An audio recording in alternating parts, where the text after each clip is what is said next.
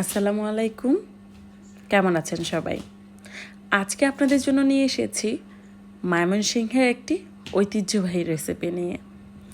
এই রেসিপিটা আমি আমার শাশুড়ির কাছে শিখেছি, তো আজকে আমি সেই রেসিপিটাই আপনাদের সাথে শেয়ার করব।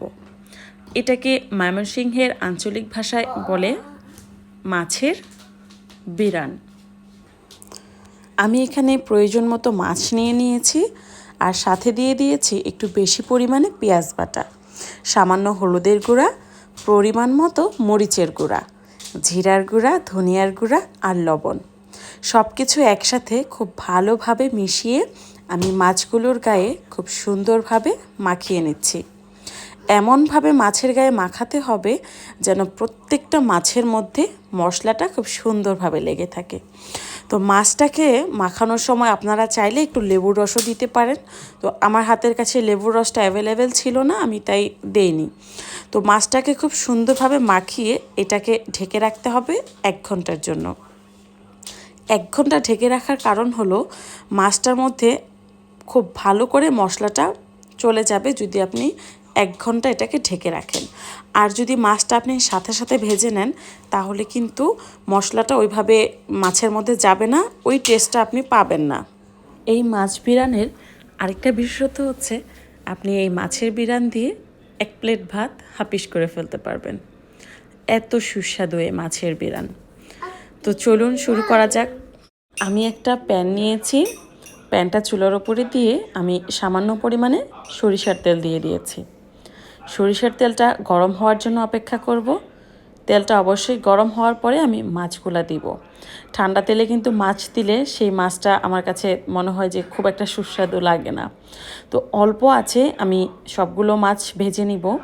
অবশ্যই আঁচটা অল্প থাকতে হবে, কারণ আমি বেশি আছে মাছটা ভাজলে উপরের মশলাটা কিন্তু পুড়ে যাবে। তাই আমাকে অবশ্যই অল্প আঁচে মাছটাকে ভাজতে হবে। মাছ ভাজার সময় অবশ্যই খেয়াল রাখতে হবে যেন মাছের নিচে পুড়ে না যায়, এবং যথাসম্ভব মাছটাকে ঢেকে তারপরে ভাজতে হবে। এটাকে অনেকটা ভাপাও বলা যায়, কারণ যেহেতু আঁচটা খুবই অল্প থাকে এবং উপর থেকে ঢাকনা দেওয়া থাকে, এটাকে এক প্রকারের ভাপাও বলা যায়। এটার যে কি অসম্ভব রকমের টেস্ট, যে একবার ট্রাই করেছে সে এটার ফ্যান হয়ে যাবে। আর যারা ঝাল পছন্দ করে তারা তো এটার ফ্যান হবেই। তো আমি এই যে অল্প আছে ঢাকনা দিয়ে মাছটাকে খুব সুন্দরভাবে উল্টে পাল্টে ভাজি করে নিব। তো এই মাছটা আমি আমার শাশুড়ির কাছে শিখেছি। এই মাছের বিরানটা আমি কিন্তু বিয়ের আগে কখনো খাইনি। আমার বিয়ের পর যখন প্রথম শ্বশুরবাড়িতে গেলাম, আমার শাশুড়ি আমাকে এই মাছ ভাজিটা করে খাইয়েছিল। আমি ভাবলাম এত বছর যাবত আমি কি মাছ ভাজি খেয়েছি, আর এইটা কি মাছ ভাজি।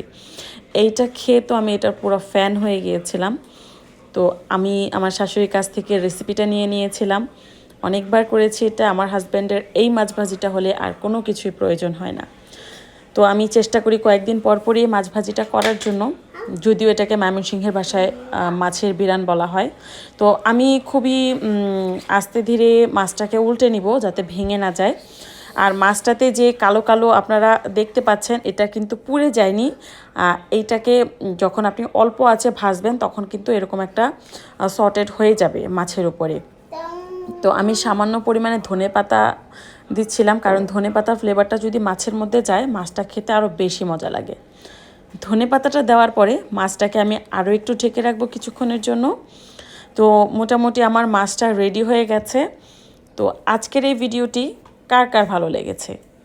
যদি ভালো লেগে থাকে, আপনি যদি চান আপনার মতো আরও অনেকেই আমার এই ভিডিওটি দেখুক, তাহলে অবশ্যই ভিডিওটি শেয়ার করে দিবেন। সবাই ভালো থাকবেন, সুস্থ থাকবেন। আল্লাহ হাফেজ।